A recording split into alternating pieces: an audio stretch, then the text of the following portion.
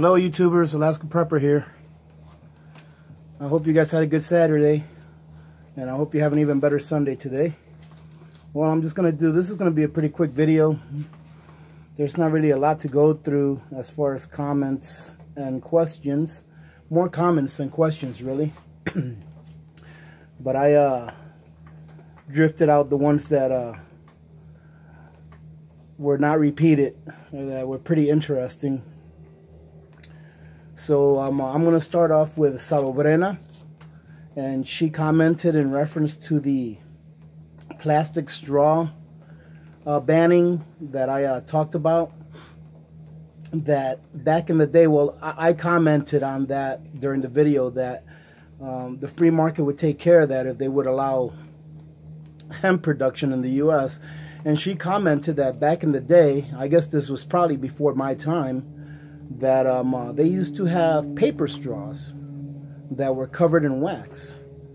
And I asked her why they stopped doing that, because I've never heard of that. I don't think I've ever seen a paper straw, and I've never even heard of it till now. So that's pretty interesting. I think I'll look that up just to see what kind of information I get out of that. But that's pretty interesting that we used to use paper straws. I think that's a great alternative. Because, I mean, you have people, or you have, I think it's in California.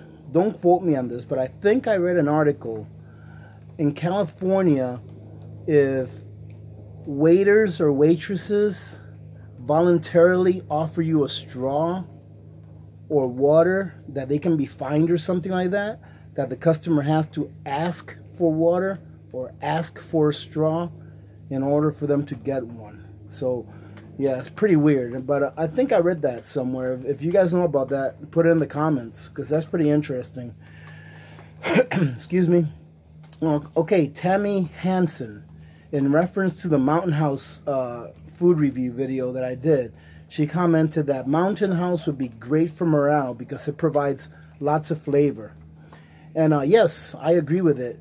I agree with that. That's pretty much, you know, one of the things I covered during that video, is that it would be great to have a few of those stashed away and bring them out every once in a while. That's like a treat.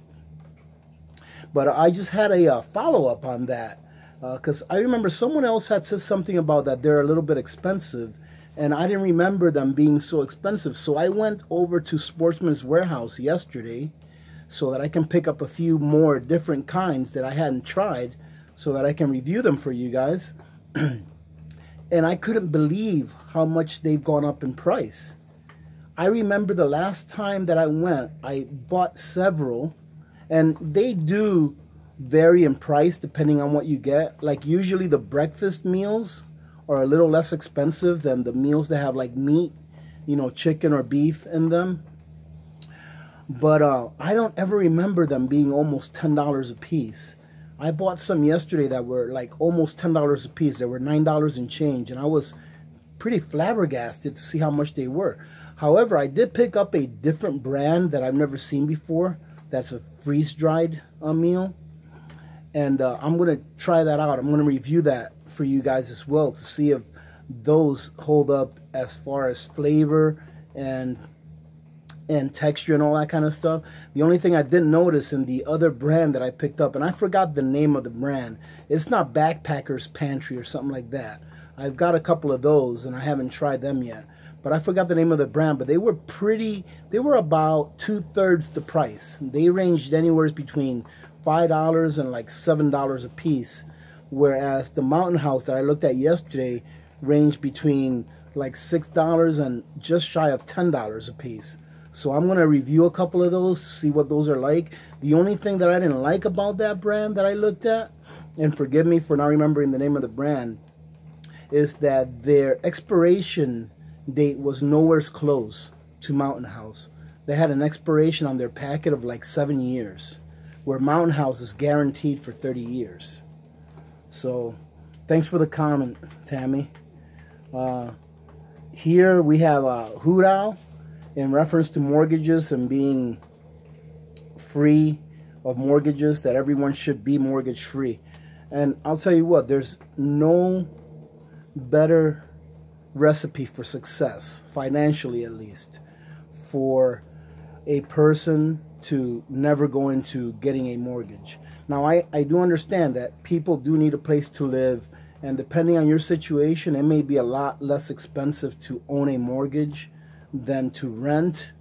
And for some people, it may take forever to be able to pay cash for a piece of property or for a home.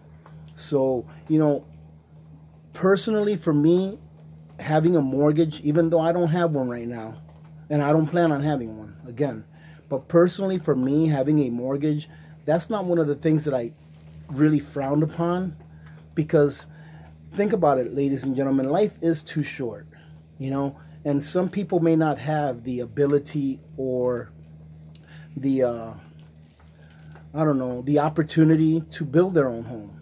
They may live in an area where you just can't build your own home for whatever reason. And one of the big reasons I can think about is of all of the regulations and all the permits and everything. Where I live, there's no code. You build what you want, how you want it. And usually that kind of works out pretty well, because what I've noticed is that when I built my home, I usually went above and beyond what the code would have required anyways. So, you know, people usually overbuild instead of underbuild in those, you know, situations. So it could be a good thing to not have all these codes and regulations and, you know, inspections that you have, and it can also be a bad thing. I guess it depends on your situation. Let's see. Robert commented in reference to the Mountain House video. Oh, this is funny. He commented that it must be nice to have money. And I would say that, yeah, it must be nice to have money. I don't consider myself to have a lot of money at the least.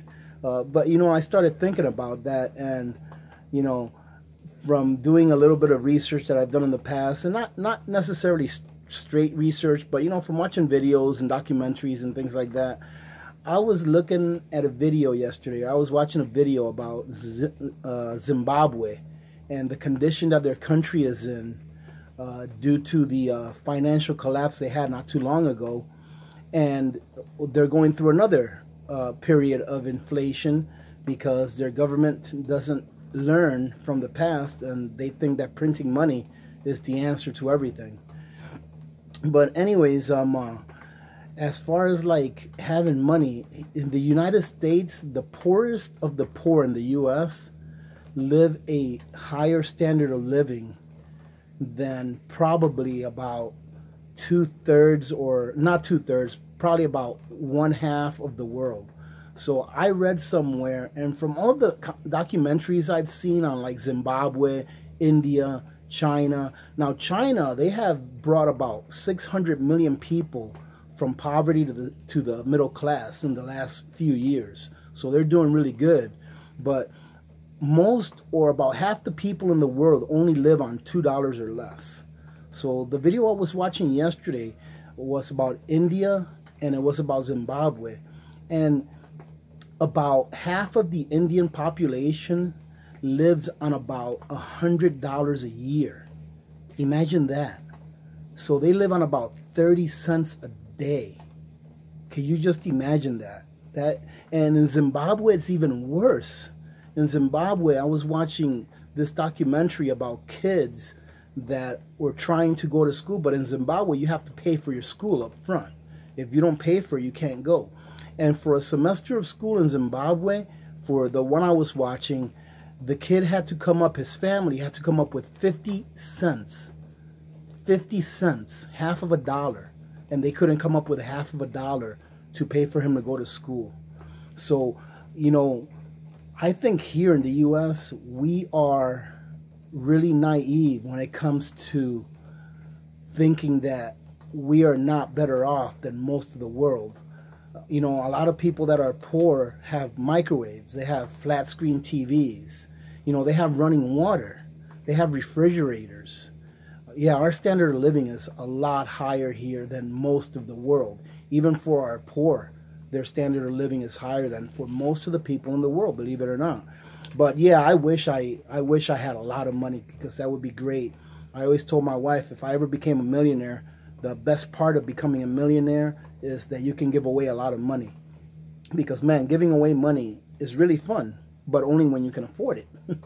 So, but I thought that was, you know, kind of cute, saying that it must be nice to have money. But so, you know, I will say this, you know, I'm not rich in fiat.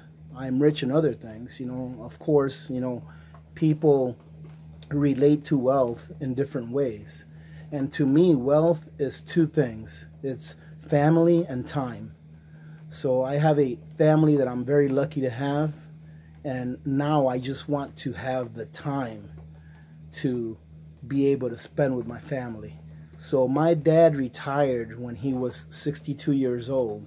And I did not get to know my father until after he retired.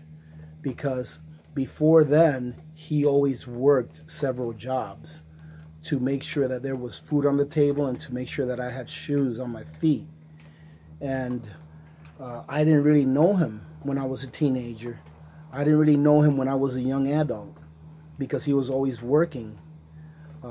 So time to me is a lot more precious than money. Having said that, let's go on to the next one. Donna Dorrell, again in reference to the Mountain House video, commented that she makes her own meals out of freeze-dried ingredients because she has some dietary requirements that keep her from ingesting too much sugar and too much salt. And you know what? I think that's a great idea. And my point about this that I want to make is that you can make anything work. So if you're in a situation where you can't do one thing, there's usually something else that you can do. But don't stop trying just because you come to a stop sign or a dead end. There's always a turn you can take. Even if you have to go back and take another turn, do it. Because don't stop trying when you run into a dead end. There's always something else that you can try. And here, Donna, she can't store the same foods that the average prepper, let's say, in quotes unquote, stores, but she found a way that works for her. And that's all that matters. It's what works for you. If I put something out on a video that it totally doesn't work for you, by all means, look for something that does, because the important thing is that you are prepping. That is the important thing. Okay, going on. Mayra Rodriguez, in reference to that thermos pot that I was using in the Mountain House video to rehydrate my meal, she was asking where I got it, and Hoot Owl also asked where I got that pot. So if you guys go to Amazon and look for the Stanley Adventure Vacuum Crock 3 quarts, you'll be able to find it. So that's the Stanley Adventure Vacuum Crock 3 quarts. You'll be able to find it in Amazon, and they're a little bit pricey. I think they're like 54, 55 bucks. But we've had that thing here for a few years, and it works great. I'm thinking that I might buy another one. So if you also go back to that Mountain House video, if you're interested in the link for that, I did leave a link for Mayra when she asked where I got it. I did leave a link in a reply to her comment that takes you right to that product on Amazon. Moat Cottage commented that she will be making a video on how to grow her gigantic garlic. So take a look at her site and see if she puts that up. I know she's also supposed to be putting up a video on how to make onion marmalade, which I'm pretty interested in seeing too, because I think that would go great. Some onion marmalade on a hamburger, I think that would be delicious. But yeah, her garlics is the biggest garlic I've ever seen, and they're organic. She grows them herself. I'm definitely gonna be on the lookout for that video. The next one, Trey Shroud, he commented that the garlic honey that Moat Cottage put out on her video, that garlic honey that he thinks that would go really good on chicken and then roasted on chicken. And I'm like, you know what? That is awesome. We can take something that we use as a cough suppressant or a cough syrup, and you can also use it as a glaze for chicken. I just thought that was pretty cool that he looked outside the box like that, because I would have never really thought about that. Here I'm in the mindset of using this for a cough suppressant or a cough syrup, and Trey Shaw comes out and says, hey man, this would probably go really good on chicken. And you know what? I agree. It probably would go really good on chicken. And I'm going to try it. Let's see. Salo Brenna commented again in reference to precious metals. She said it would be a hairy day in June when she hands over her PMs. And I agree 100%. And remember, when it comes to precious metals, that if you don't hold it, you don't own it. So if you purchase precious metals, make sure you're purchasing the physical. This is not financial advice, but this is what I do. I will never ever purchase an ETF for precious metals. I will never purchase a certificate that says you own X number of ounces of this or that. If I'm going to purchase precious metals, I'm going to make sure that I hold the physical. Put it in a coffee can, bury it wherever you want. Don't tell anyone where it is except for someone that you trust, and you should be good to go if you ever need it. Let's see. Tammy Hansen requested a video on how important it is to store seeds for gardening, and I think I will do that. I'll have to take out my seeds. I'll have to go and dig them out and spread out what I have, and then maybe do a little research on what kind of seeds for what kind of climate areas. But I think that would be very important video to do, because you know, you can't store food forever. Eventually you will run out, and you will have to either hunt or garden or do both. Okay, so that was a very good comment and a very good request. Mama Vinova, she commented that she read an article that stated that Americans are hoarding dollars in their checking accounts. And she also commented that that's probably not a very good place to hoard your dollars. And going back to what I said about precious metals, if you don't hold it, you don't own it. If you go back a few videos, I remember talking about that a law was passed in the U.S. and in other countries where it states that the depositor is no longer a depositor, that a depositor is now a creditor to the bank. So when you put your money in the bank, it's technically not yours. You're loaning it to the bank, and they're paying you 1/100th of 1% interest, or 1/10 of a percent interest, whatever it is that they're paying nowadays. But that money is technically not yours. If the bank loses that money and they go under and they fail bankruptcy, then guess what? You're going to have to stand in line and hope that you get some back. And if you do, it'll be probably pennies on the dollar. And Robert commented that meals are a great hedge against inflation. Absolutely. Having food is a great hedge against inflation, because look at what I just said about the Mountain House. The Mountain House meals that I have now, when I purchased them, they were roughly 25% less than what they are now. But guess what?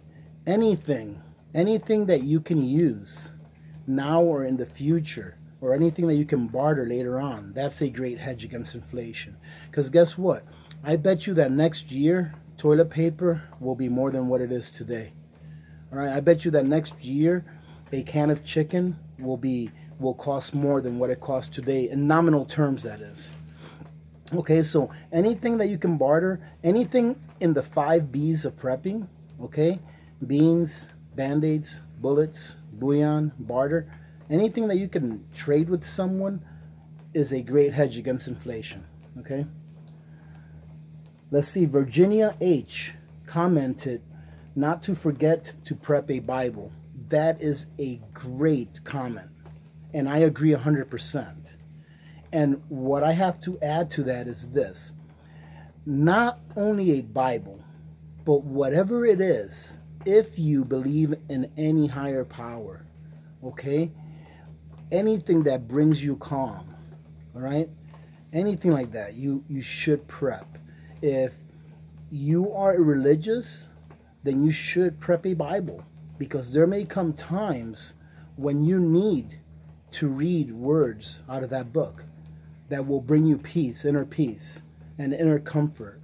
And if you are not religious and you believe in something else, whatever would bring you inner peace and inner comfort, you should definitely prep that as well. Very good point there, Virginia. I appreciate that comment. Prepper Potpourri, along with a few more, commented that she liked the grumpy cat on the video where Little Miss Alaska Prepper was speaking. And I just have a quick story about that grumpy cat. So I like cats. I am more of a cat person than I am a dog person, to tell you the truth. Because when I grew up, when I was a little kid, we had cats. We didn't really have dogs.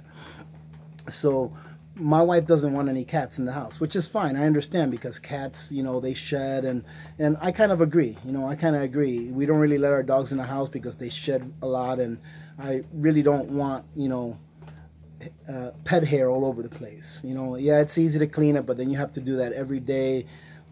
It's just best. But I always kid with my wife for years. I've been saying, can I have a kitty cat for Christmas? And about 4 or 5 years ago, they gave me a kitty cat for Christmas, but it was a really small stuffed cat. So they've kind of made it a joke where almost every year for like the last 5 or 6 years, I've gotten a stuffed cat of one kind or another. And it just happens that grumpy cat up there is the biggest stuffed cat I've gotten. I got that last year from my son for Christmas. And I keep telling them, stop giving me all these stuffed cats for Christmas. I don't need any more stuffed cats. But they keep doing it anyway. And every time I open a present for Christmas and it's a stuffed cat, everybody starts laughing. So that's how I ended up with that grumpy cat. Let's see. Hoot Owl sent me the... So Hoot Owl, while I was sick for the last week and a half or two, he actually sent me the address to the Fairbanks Memorial Hospital, which is the nearest big hospital to where I live. So thank you, Hoot Owl. I do know where it is, okay? Thank you, but I appreciate you sending me the address. For some reason, I guess he didn't think I knew where it was, but I think he was just being a smart aleck. Let's see. Oh, and this was kind of a funny comment. And so we have a subscriber whose name is Sunday's Comrade, and he or she commented that they hope that I get 100 subscribers, and it's because Sunday was watching one of my very early videos where I told you guys that I was gonna do a giveaway at my 100th subscriber, and he or she was watching that video, and they came back a few videos later and said, "Oh, I see you already passed 100 subscribers." So I was like, "Hey, thank you anyway. Every little bit of help help goes a long way." Because Sunday told me that they shared, you know, the channel with someone else so that they could subscribe as well. So I really appreciate that. By the way, if you guys don't mind, if you think the content is worthy, please do share, you know, and like and all that stuff. I guess the more likes you have, the higher you get in the priority list that YouTube puts you at, and it pushes your videos out to more people. And, you know, as I've told you before, my goal is to reach one, teach one, and repeat. So the more people that we can reach and wake up, and the more people that they can reach and wake up, it becomes exponential. And then, you know, the more people that are awake and prepared, the less of a burden that it's going to be on the government later on when something happens. Well, having said that, ladies and gentlemen, I want to thank you all for all of the support that you've shown me here this last week and a half or two. I feel a lot better today. I think I'm probably about 80% right now. I was supposed to go to a friend's house yesterday, but I didn't want to because I want to make sure that I wouldn't get him sick. But I feel a lot better today. It's really nice outside today. It's a little bit cloudy, but the temperature is really nice. Let's see. Right now the thermometer is showing about 44 degrees or so. So it's getting nicer. The snow is melting off the roof, and building season will start here pretty soon. I already ordered some siding for my house, so we'll start doing that here pretty soon. I'm going to go ahead and let you all go with that. Remember to be good to each other. If everyone, I'm sorry, I lost train of. Remember to be good to each other. When good people do good things happen. And remember to reach one and teach one and repeat. If everyone did this, the world would be a better place. And you know that the world will be a better place. Many blessings to all of you and your families. Thank you very much again for spending a little bit of time with me today. I hope you enjoyed the content, and I hope that you enjoyed just spending a little bit of time looking at the woods and looking at a quarter of my roof on my porch. So you all have a great rest of your Sunday, and I hope that you have a great week ahead. I'll probably be putting out a video in the middle of the week or so. I have to do a little prepping for it so that I can put out what I want to put out to you all. But like I said, have a great Sunday. Have a great week ahead. This is Alaska Prepper, and I'm out.